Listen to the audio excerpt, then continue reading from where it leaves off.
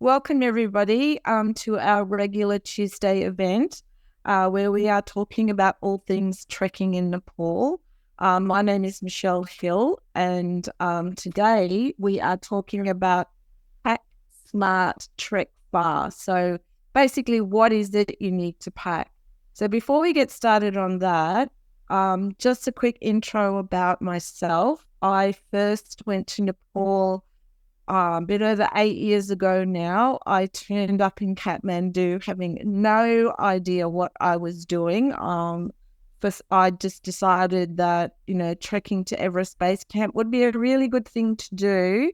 In hindsight, I probably should have done a little bit more research and a little bit more preparation, but never mind. I managed to get through it, and it was the hardest thing I'd ever done, but it was also exhilarating.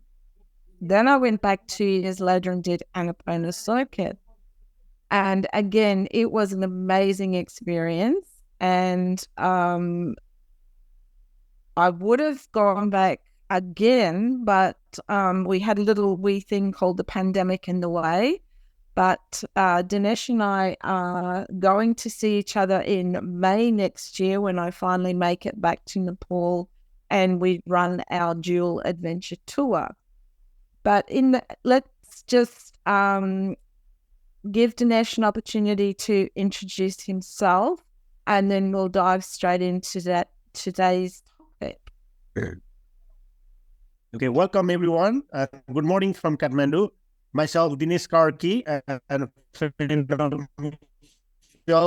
I'm from the eastern part of Nepal, where the big Mount Everest is located. And mostly I grew my childhood in my village where I was born.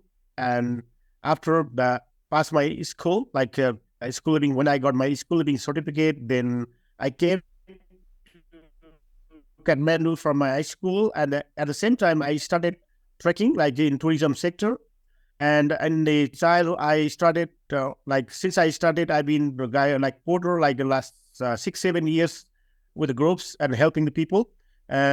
And as my experience and like learning in a lot of things, so I upgraded as a assistant guide for a couple of years, and then after being more confident and being all over Nepal with senior leaders and groups from all over the countries, and I finally became the senior guide, and where I allowed to get big groups in the Nepal, like the most popular region in Annapurna, Everest, Kanchenjunga, Manaslu, whatever, all the popular mountains.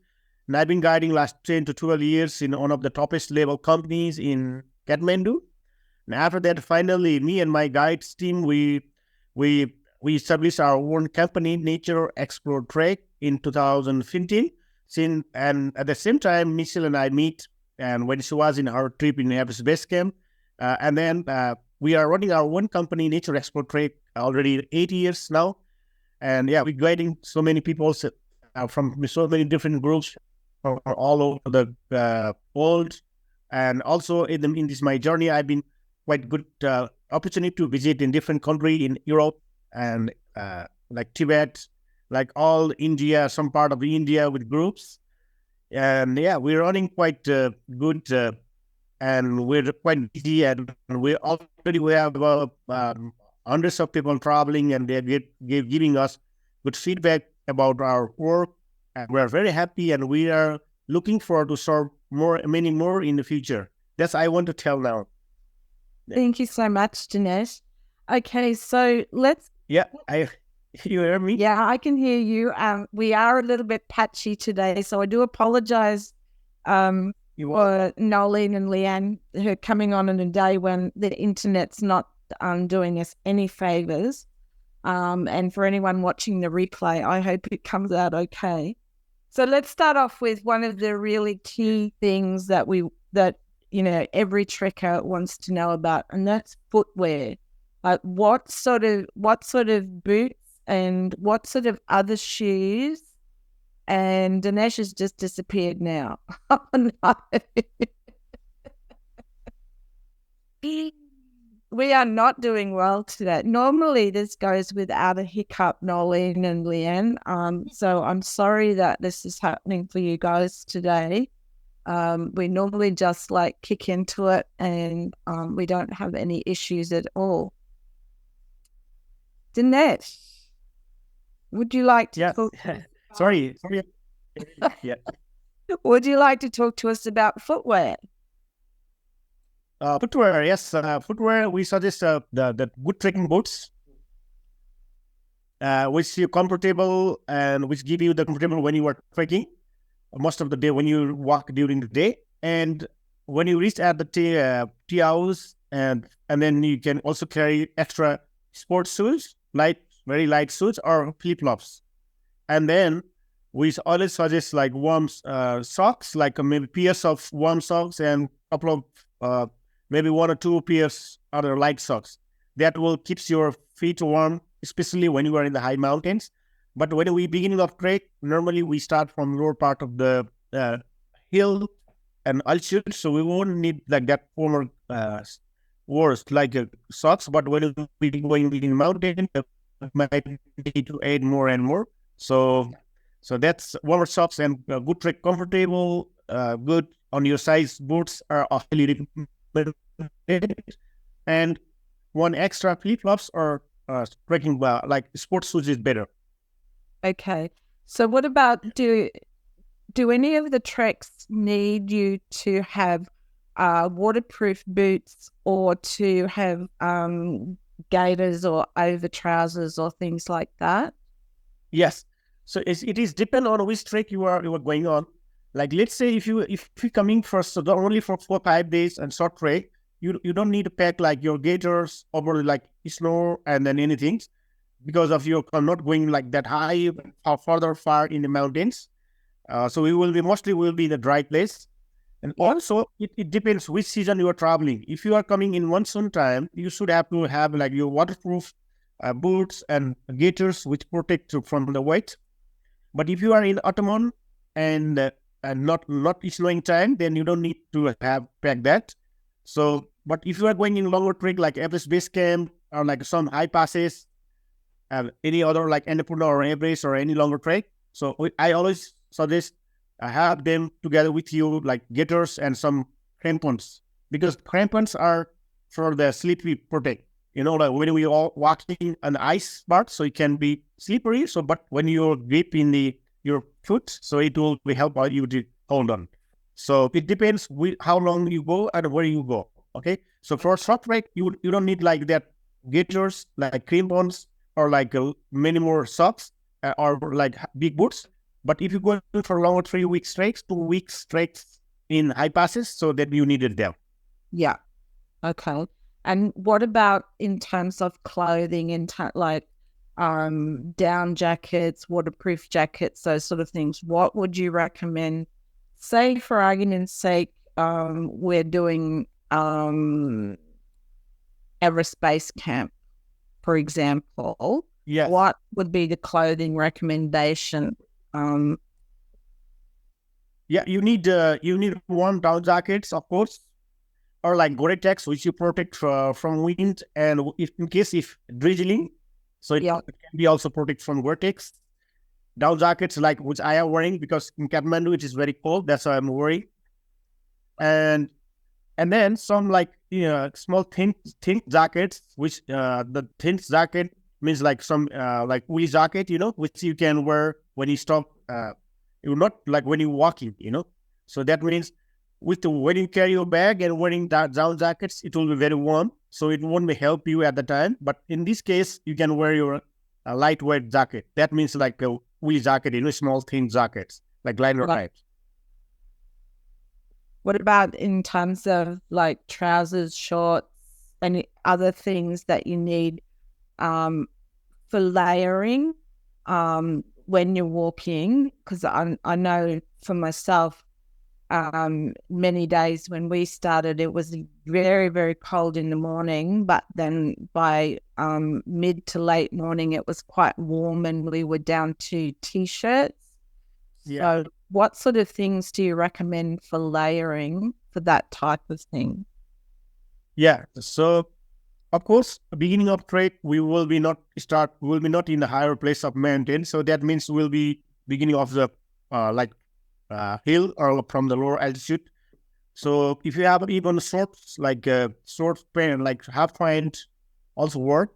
But it depends on the season, which season we are there. Or if we, let's say, if we are there in winter, so we cannot able to wear the shorts, right? So we need like a full warm trousers. And then I also suggest to have like a inner thermal, which are protect your inner side, thermal and trousers, pairs of trousers, which the more flexible is, you can make like the for full trouser make half point also. You can lose the zip line, and make like half pant, and when you for full, you can also rejoin. So this kinds of also trouser you can have, and then for when you're going in the higher mountain nearby let's say for nearby Everest base camp, and when you go for viewpoint like Kalapatar or like Gokuri, and that day you need more warmer clothes because of you will go for before sun in burn. Yeah. So that means you will feel cold. That in that time, in that part, so you have to wear your all warm gears, like warm trousers. Yeah. Especially, I would suggest like woolly trouser. Woolly trousers means like outside is like a sleep, like cloth, and then inside like more wool. That makes you. I have a pair of those, and I wore them when I did Annapurna circuit. So when we went through Sarangla Pass and it was freezing cold, I was very grateful to have them on. But by the time we got to late afternoon and we dropped right down in altitude, I was starting to get a little bit hot. So, it is a matter. Let's say if I'm you, for Everest Base Camp, for as example, I will carry pairs of trouser, including warmer one, and another one is light one, and one like half point, where I can use that one in beginning of my trek, and then inner thermos. So we won't need to pack so many things, but we pack only necessary things. Like let's say one big trouser and thermal, and light trouser for beginning of trek or in the middle of trek, and then when we come back down, definitely when we used to it, we will feel warmer and we won't feel cold because of we are already higher and getting down. So at that time, you will wear more your lights. So your heavy trouser in your foot, your legs is only for the high mountains. That means nearby around the base camp and when you're going for the viewpoint. Yeah. Yeah. And I was just going to add to about socks as well. Like for me personally, I always trek with 2 pairs of socks. I wear a thin inner pair of socks and then I have wool socks. And I recently trekked here in Australia and I used the toe socks, the Injinji, I think they're called, where each toe, it's like wearing gloves on your feet, and then you wear the thick socks over the top. And I found that really helpful for eliminating blisters as well. Mm-hmm. And what about for gloves? Like, do we need like great big thick waterproof gloves, or is it better to have like thinner gloves so that you can use your poles a little bit easier? Yeah, I saw there's 2 types of gloves for longer trek. Let's say for a base camp or any high passes. One very thin gloves which you can wear during the day when you're walking. With that, as you said, like it's handy for handle your poles when you're walking. And another piece, the big warmer one with the waterproof for high passes or for viewpoint or for morning and evening. So your small, like thin gloves cannot give you enough warmer because if you don't, when you are going in like minus 10, 15 in the mountains sometime. And also it is all depends on where we're going and how long we are trekking. The packing is all depend on destinations. Okay. So if we're going for like 2 weeks, we have to pack accordingly. If we only go for 4, 5 days shorter trek, as we're doing our dual trip, so we don't need like all like 2 gloves, like 2 jackets, so it will be the different list.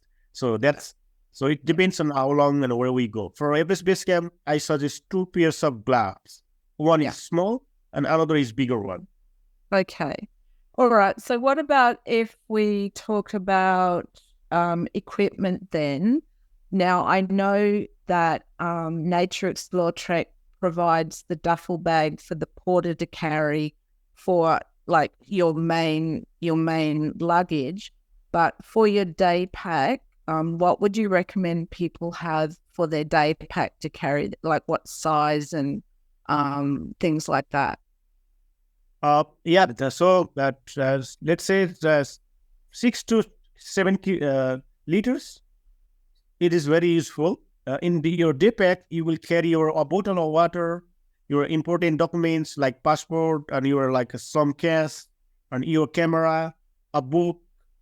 The book means like when you are going, the porter will not walk all the time with the clients, right? Or our groups. Sometimes they can go ahead and reach early at the hotel, or sometimes they can be in behind because of the wait, So when we have a extra like t-shirt in our day pack and a book, the book you can read when you have time, and some your important gadgets which you don't want to put in your big bag. So that will fit in your 5 to 7 liters bags. Or if you are interested to carry a little bigger bag in the mountain that you want to see little sporty, like the adventurous, so buy the 10 liters. Yeah, I must admit, my current pack I think is about 50 liters, and it is a little bit of a trap sometimes when you start to put more things in it, and you think, oh, I might need this and I might need this during the day. But that's an important point to note for people who haven't trekked before, is that, even though you are trekking with porters and they're carrying your main bag, you don't have access to that bag during the day because the porters are not always exactly where you are. Now, the other thing I just wanted to mention too is I see a lot of debate in different Facebook groups about sleeping bags and what sort of rating, and are they needed? Are the blankets in the tea house enough? What would you be recommending for people in terms of a sleeping bag? Sleeping bag. You can also, if you want to carry sleeping bag, you can also hire in Kathmandu or in and the trekking starting points. Let's say in Namche for Everest Base Camp, and for Annapurna we can also hire in Pokhara. So the sleeping bags. It also depends on how long we go. So normally I suggest at least pack -20 sleeping bags, so which can give you warmer. The blankets you get from tea houses are sometimes not well enough clean, because these sleeping bags are used from hundreds of people already. So if you have your own sleeping bag and inner line, so it keeps you like you're not only warm, it also keeps you like safe from dust and from smell. So it is, especially this is happening when so many travelers are trekking in the popular places like Everest Base Camp, Annapurna, Kanchenjunga, Manaslu, blah blah. So always suggest, I highly recommend good sleeping bag. So that means -15 to 20. Let's say if we only go for shorter one, like 4-5 days, even the -10 also work, right? Yeah. But if we go for Everest Base Camp and Annapurna circuit, Manaslu circuit, or Kanchenjunga, Makalu, so we need -20 because it is demanded from the temperature. And when you're planning to buy these kinds of stuff, so if you are like, let's buy better to buy the quality one. So that means you can use for many other your adventure. Yeah. Like, not only in Nepal, maybe in your other trip in other countries also. Yeah, well, I must admit, as I trekked earlier this year in the middle of Australia, and the first few nights that we were there, it was the end of July, and it was freezing, and I was very grateful for my -20 sleeping bag. Yeah. Now, what about walking poles? Like, for me personally, I always use walking poles. What would be your recommendation for that? Well, I see in my life, this guiding journey, some people use walking poles, some people doesn't. But normally I suggest at least better to have one, then especially, so it keeps your balance in walking. Yeah. Okay. So, and then when you step down or you climb up, so it's always support you. So I see most of the young people, they don't like, because they're just more making like talking and gathering, so they don't care about that. But the other the most like more trekkers, other ways of trekkers, they use more walking. I was going to say, it's the old people like me that use poles. Huh? No, I don't mean for walk people. So because of more professional trekkers, Yeah. and then also when you're coming down, they helps you a lot for your knee. Oh yeah. Yeah, it is like that like it sticks easier another leg. So for example, if someone have hurt their knee or like pain somewhere, so you can hold always your stick, like, and then when it's snowing, and cover the trail, and we don't know where the exact trail and how deep it is. So at that case, so it is. I'm talking. This is like more for the adventure, but for normal even sometimes in or for season, sometimes snowing cover like heavy snow can cover like deeply, and then our trail can be very down. And then let's say we're just walking, we don't know where is our path, and we can always the stick can find how deep it is. And then in slippery part, they always hold on, So this is very handy. I would say stick are very helpful, and I recommend for the adventure lovers. Yeah, as I said, I personally always use 2 poles, and I found that even with 2 poles, like after we came down from Everest Base Camp, and by the time I got back to Kathmandu, my knees were quite sore, even with poles. So I don't imagine, sort of imagining what it would have been like if I didn't have poles. Now, what else was I going to ask you about? First aid kits. Is it recommended that you buy like a commercial first aid kit, or if you have something that you've built up yourself over the years of different things that you know that you should bring, what would be your recommendation? Yes.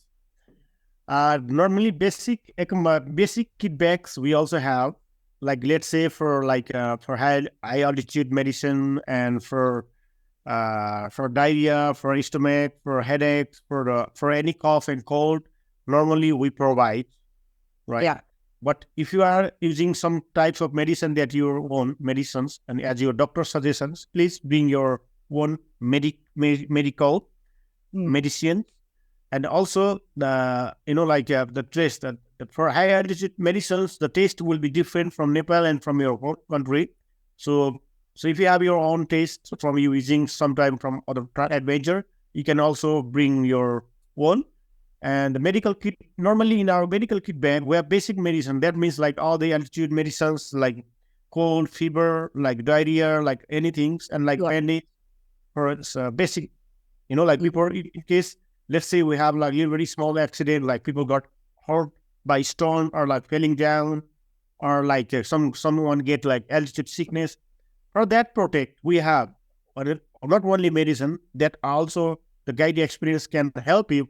Like let's say someone got like allergy from the medicine of altitude, so we have other way, like alternative ways. We protect people, like giving them rest, encouraging them drink water, take rest. These are the we have all solutions.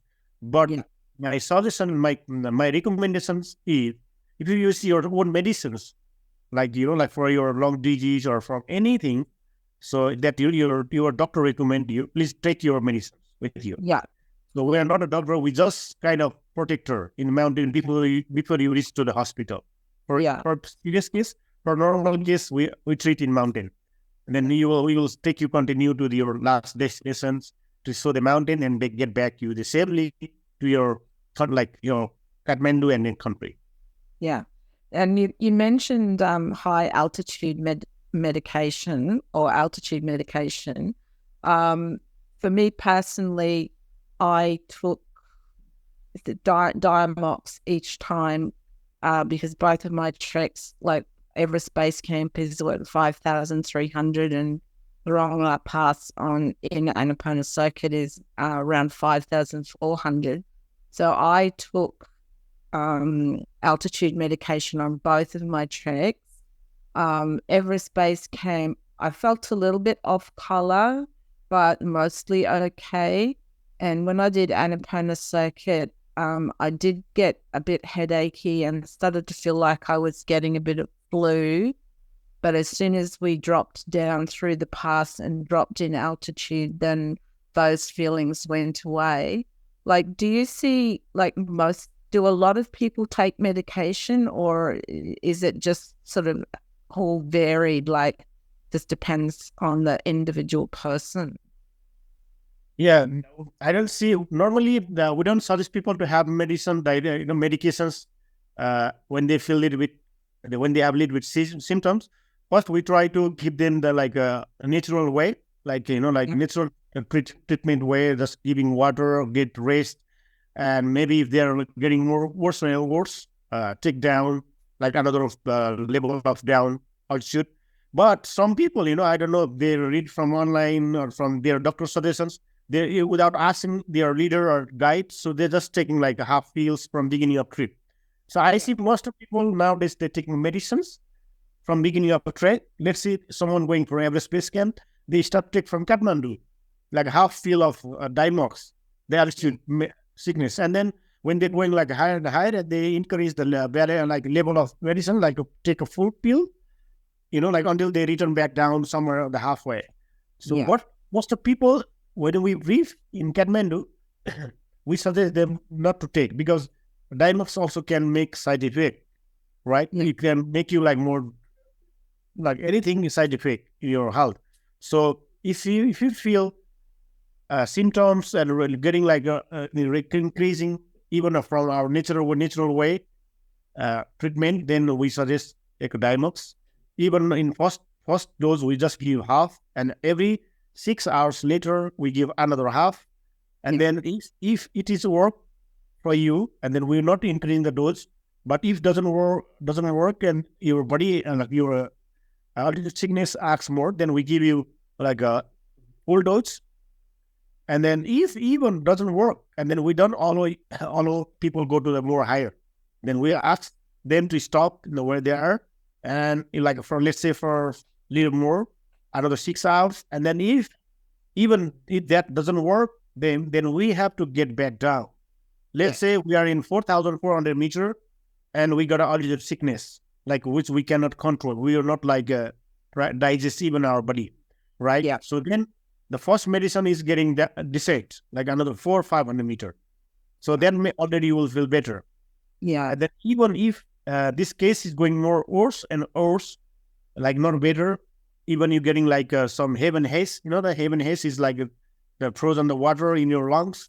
So you get like more trouble to your breath, like not even better, like difficult to breathe. So then we do the last emergency is evacuate to save the people, their life. That is in the last part, right? So normally we should let's say in overall, we don't ask people to have Dimox in beginning, and then if they increase the symptoms slowly, then we suggest to do more like natural way to bring more water rest. And even if it doesn't work better, then we ask them to take Dimox. We give Dimox, and then if Dimox also doesn't work, and then we return back. That's how we work. Stepwise process, depending.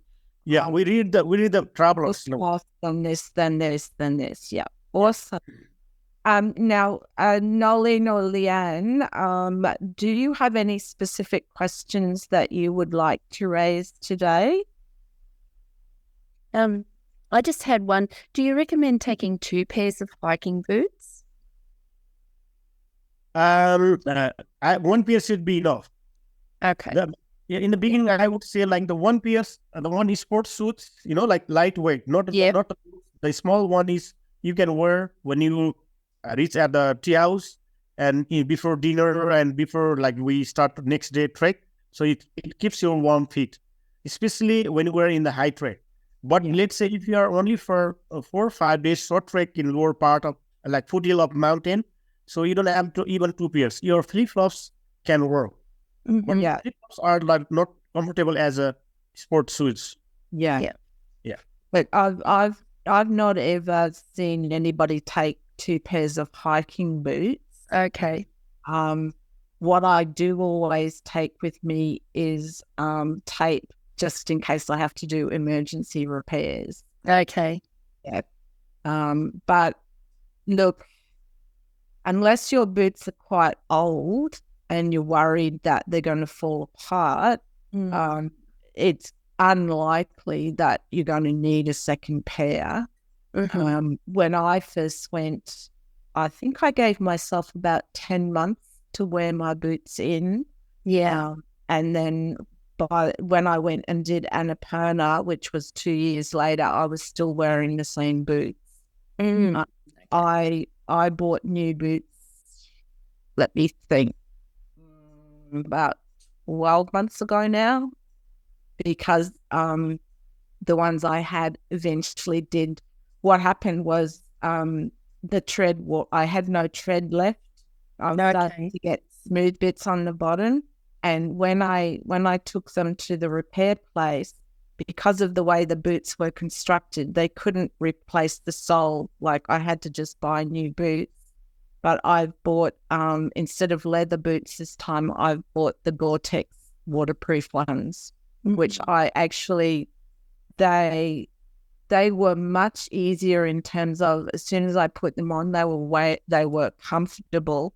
So I didn't have to wear them in like the leather boots. Like when I first, as I mentioned at the start, I really didn't know much at all when I booked myself in for base camp. And I actually just went to a outdoor shop and said, I need a pair of boots. And the lady said, what sort do you want? And I went, I don't know. And she recommended these leather ones, which turned out to be fabulous. But it actually took me a while to break them in. And the first few times I wore them, I felt like I was wearing like a big block of cement on each foot. It just took a while to get used to the feel and the weight of the boots. So there's pros and cons with both. But the ones I've got at the moment, I think they're Salomon brand. And yeah, they're extremely comfortable. Okay, thank you.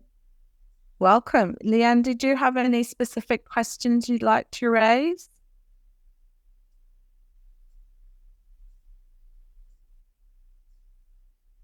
No? Okay. I'm not sure. I can't hear you if you're saying anything, Leanne. So we might call it a meeting. So I do apologize for the rough start that we had with internet and everything like that, but I do hope that it's been very helpful. Dinesh and I have actually prepared quite a comprehensive packing guide, and when we share the recording of this event, we will also provide a link so people can download the packing guide as well. Or Nolene, would you like me to send that directly to you? Yeah, that would be great. Thank you. All right. And Leanne, would you like to me to send maybe? All right. I'm not sure if Leanne's sound is working properly because I can't hear her, but I will send you later on today or early tomorrow, depending on how many things I get through today. We will send that out. But for anybody who is watching the replay, just look around the video somewhere. There will be a link so you can download the guide. And we go into a bit more detail about the type of boots and the pros and cons of various things. So thank you very much. And thank you. Because Dinesh. You're welcome. We're coming up to Christmas time. We're actually going to take a break for a couple of weeks, but we will be back in January and continuing on each week, just picking a topic that sometimes it might sound like it's obvious, but particularly if you've never been to Nepal or you've never done any long trekking before, sometimes these simple questions, it's not logical or you can't find the answers. And what we're trying to do is fill the gap with particularly Dinesh's experience and knowledge so that we can share this with everyone. So keep an eye out for the information early in January about the next event. And I would share with you the name of it, but we haven't even figured it out yet. So Dinesh and I will sort that out and we will be back to you in January. So thanks so much for joining us. Okay, thank you. And we will have, and I would just like to wish everyone a Merry Christmas as well. Yes, same to you. Thank you. Yeah, from me also, Merry Christmas. Thank you. Merry Christmas. Happy New Year. Happy New Year. Okay.